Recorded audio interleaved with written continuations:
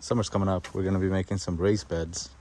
And previous years we were actually just using the soil on the ground. We just buy some more soil like that, and we just put them on the ground, and we grow like that. But recently we found out this soil here might have lead in them, so we're gonna go the safe route and build some raised beds to grow the crops this summer.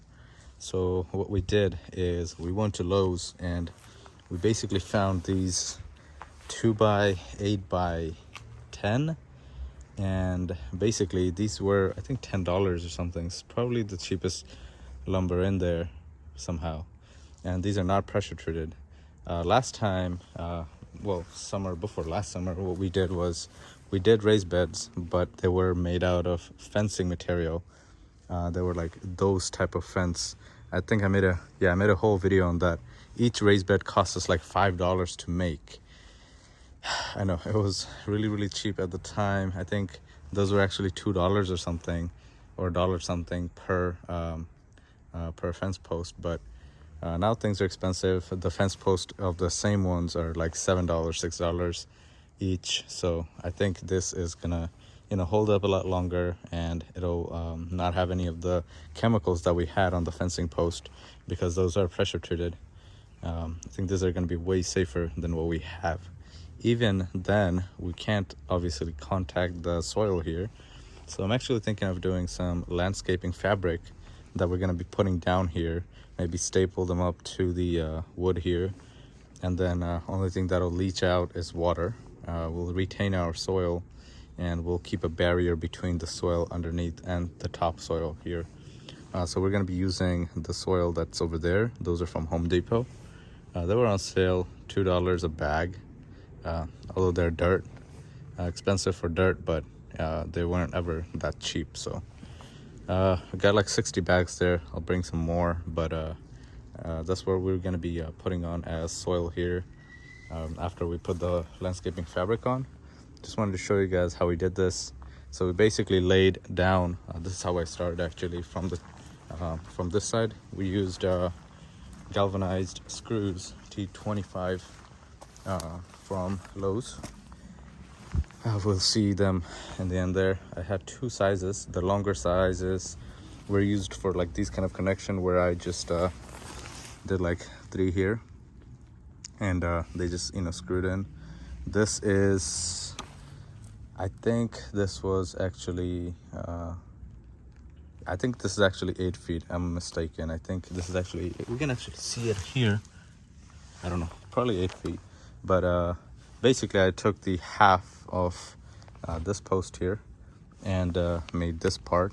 And to keep it like not getting too short, I put the longer side on the outside, shorter side on the inside, so we keep our depth in a good manageable size.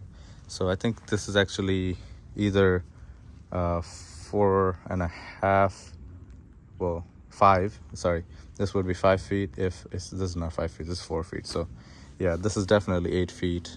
This is 4 feet. So yeah, they're just going in a straight line like this. 51 inches I remembered from outer to outer. That's how I kept the straightness in check. At first I was gonna do this, which is what I did last time, just 2x4 sticking out like that. So in case we want to increase the depth, we can just get these lumbers and then we can just attach them to this, which we can also do later. With that thinking, as I went, I actually updated that to these kind of braces, and I think these are holding much more stronger than this, although it doesn't really matter. We'll just hold dirt. We're not moving this around, so it should be fine either way that you want to go with this.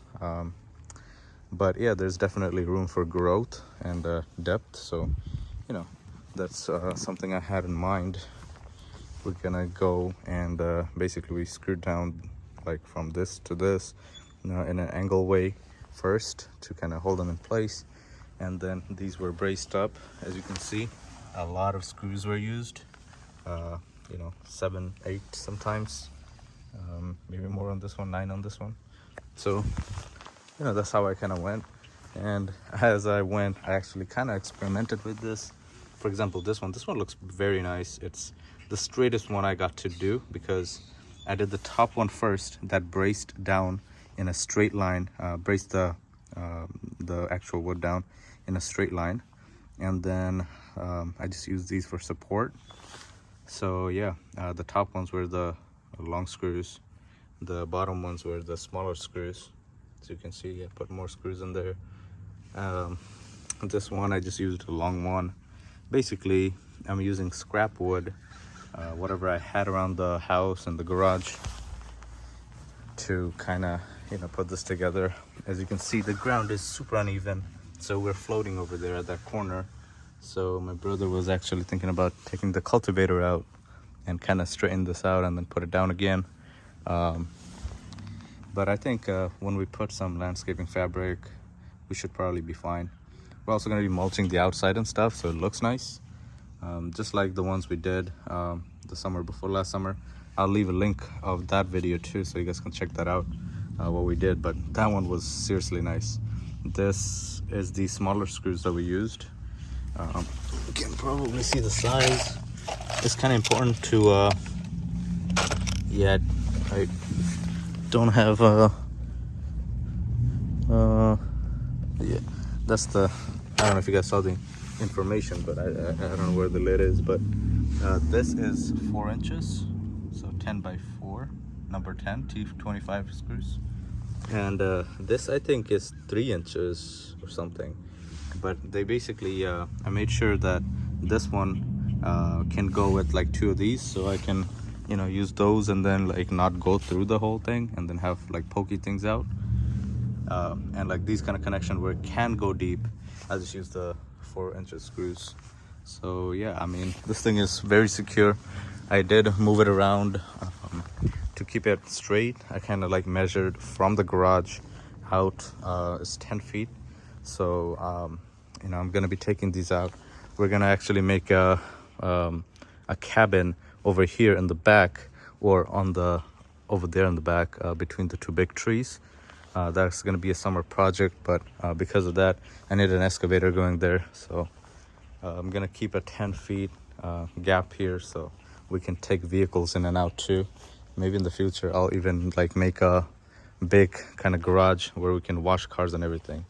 But that's all for the future. That's why I'm just kind of keeping a 10 feet distance here, similar to what I have in the driveway. So anything I go in and out with will be very easy and accessible. So yeah, that's about it for this video. Thank you so much for watching. See you guys next time. Peace.